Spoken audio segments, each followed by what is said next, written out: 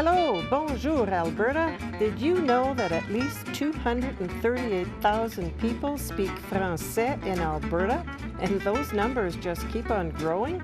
Oui, oui, c'est vrai, it's true. And thanks to Shaw TV Community Access Programming, we get to reach out to everyone to let you know all about special people, places, events, and activities happening right here in this great province, in both English and en français. That's right, mes amis. We begin the first part of our program in English, and then we repeat it en français. So stay with us. Restez à l'écoute.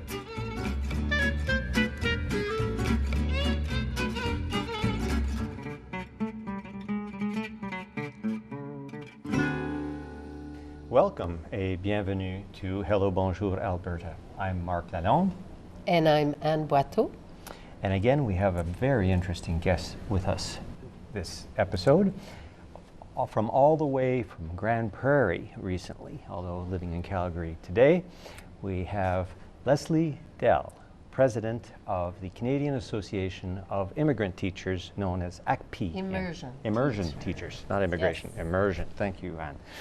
Welcome. Thank you. Let's start off by learning a bit about who you are. Where were you originally born and how did you end up here? I was originally born in Edmonton.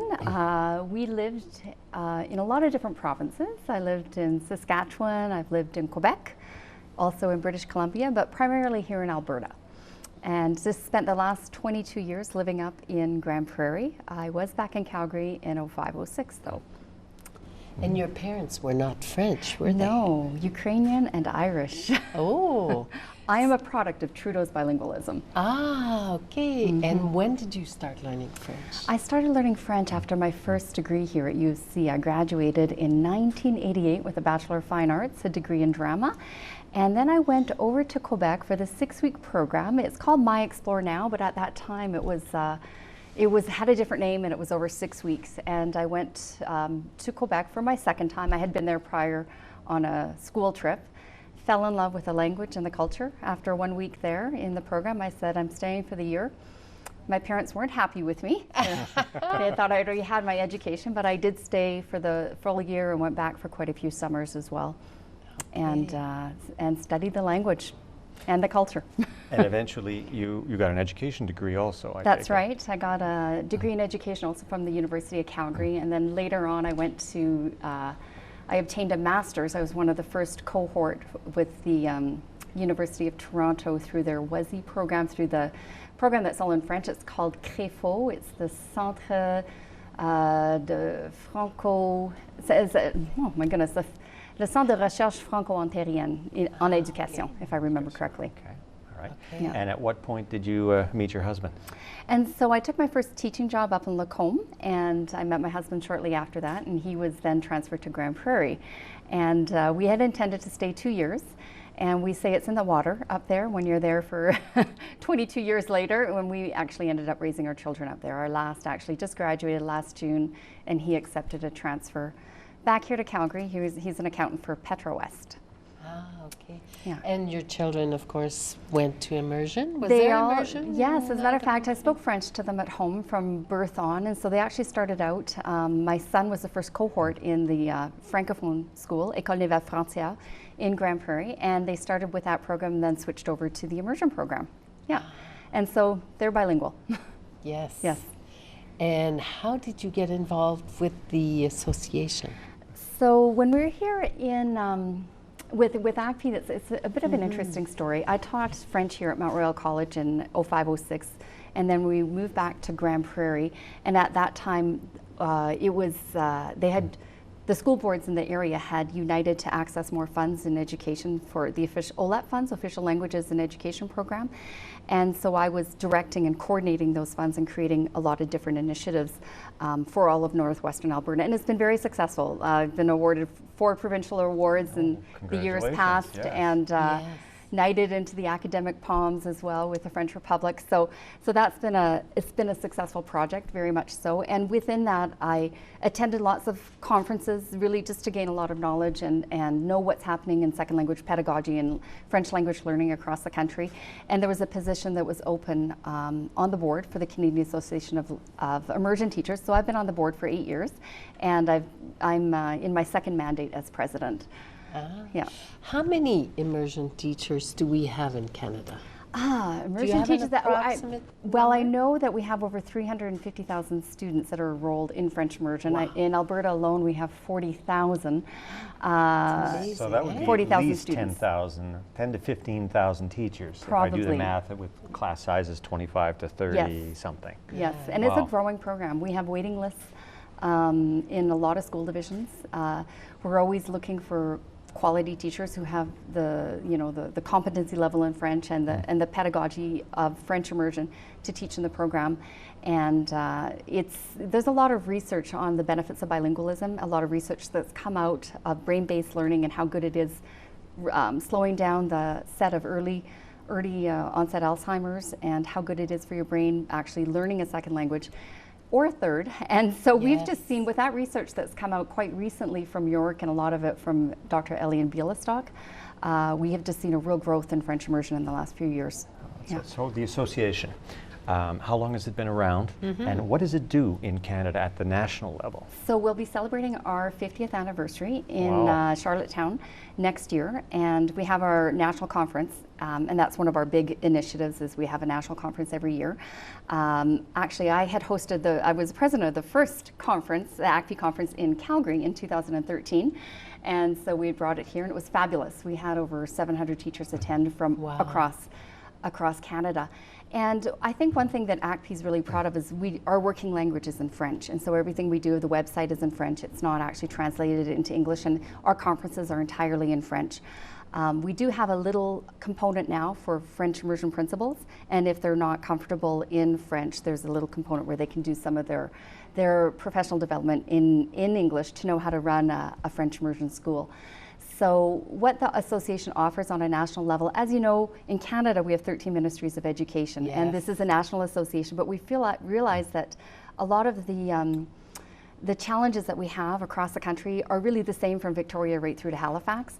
And so a lot of what we do is really, we're there to meet the needs of our teachers. So we often say we are there to really provide research to the latest in second language learning, to provide a place for teachers to network, French immersion teachers, so they can come outside of their provinces and learn what is happening across the country.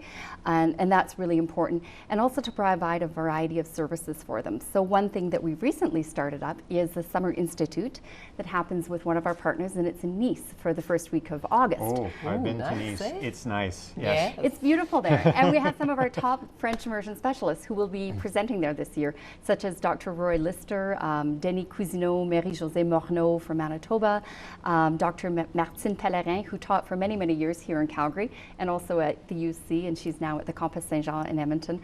And so the teachers are there along with other French language educators from around the world. But we have our Canadian specialists, which we are specialists. We're very much specialists in regards to French immersion, because French immersion was first invented in Canada. And now we see that that model has been adapted across the world in a lot of different contexts. Yeah. There are only 2 countries in the world that have French and English as their official languages. You know what the other one is? Ooh, you got me there. I was going to say Switzerland or Belgium, but they have more than one. Yes. More than 2. The Cameroon. The Cameroon. Oh, Cameroon, yes, I that's found that true. out at one of their events lately. Oh, that's interesting. Right. Okay, so I guess across Canada is a big country, but there's not all that many of us. So to have each education ministry getting resources for immersion teaching is rather inefficient. So do you facilitate sharing of various things between the ministries? So between the ministries, because again, you're right, education is, there is some sharing from the publication houses. So if you attend one of our conferences, there will be a huge area where we have displays, and all of the resources are there, and they'll be listed as to whether or not they're recommended by certain provinces, and which ones are and which ones aren't. So that's a sharing moment that the teachers can have. I don't think, and nowadays, when I started teaching 26 years ago, there was a real need for resources, and I really don't think there is anymore. We have fantastic access to French immersion resources and anything French through the internet, but also there is a lot out there. In this French Language Resource Center that I lead in Grand Prairie, we've purchased over 18,000 resources, and a lot of them are the teacher pedagogical resources. And no, the teachers, and plus we have Learn Alberta, which is a fantastic website here in Alberta for our teachers, and it's not really an issue anymore. There's a lot out there. So it's a very, very well-developed program at this point. Nobody's winging it, is what you're saying. There will always be room for improvement. I won't say that and there's always areas that we need to concentrate more on, such as when I look at the French immersion program, what are some of the issues we have nowadays? And if anybody read the most recent Globe and Mail article, some of our issues are... I was going to ask you, yes, there are still people who do not think immersion's a good idea. Well, there's some people that tend to think that immersion is still an elitist program, which it isn't. We need to make sure that all students are included in immersion. So the idea of inclusion, that our children with who have learning difficulties, special needs, there's been ample research, our immigrant population, that those students can be successful in French immersion. So that message needs to get out to our principals, to the gatekeepers, which perhaps would be the French immersion teachers, to our school counselors when their students hit high school for grade 10, 11, and 12. The benefits of continuing on to attain a higher competency level in French. It's really important that they finish up in a French immersion program, that we provide good post-secondary opportunities for our students to continue studying in French, so that the idea of bilingualism doesn't drop off if we look at Stats Canada after the age of 18. Yes. Well, yes. that's a challenge even in Calgary. You know, that keeping people in even the French school systems, high schools, is difficult. Yes, so immersion, after 18, they have the same problem as the immersion students. Well, even after living in the same 14, 15, 16, they have similar problems. In Grand Prairie, that must have seen a fair bit of that once you get to the higher grades. The idea of attrition is a complex issue, and we are looking into it. We're doing a pan-Canadian study with Heritage Canada, some funding that we've had to actually meet with all the ministries of education, and also are lining up with an association that looks at the colleges and Francophone universities. What can we do to encourage our students to keep on studying post-secondary in French and to still have a love for the language and the culture? Just moving back to Calgary after quite a few years of being away, the number of associations that are available, there is an opportunity to keep on living and working in the language, or definitely enjoying the language outside of perhaps a work environment. What is the theme of your conference this year? Oh, the theme of the conference this year. I know who the keynote speaker is because he is from Western Canada, and I think that could be something to do with inclusion. It's David Bouchard. He's written a lot of children's books looking at our First Nations, and just fabulous. He's actually of Francophone roots. He's from Saskatchewan, and I think he's just a fabulous inspirational author, motivational speaker, plays the flute and engages students. We've had him do many tours up in northwestern Alberta. I'm sure he's been here in Calgary on many occasions. So he'll be the keynote.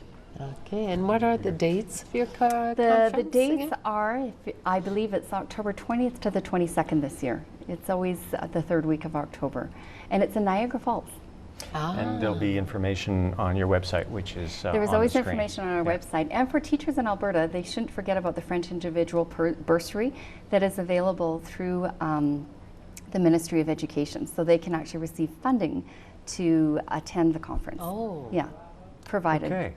Well, I'm sorry we're out of time. This has been very enjoyable.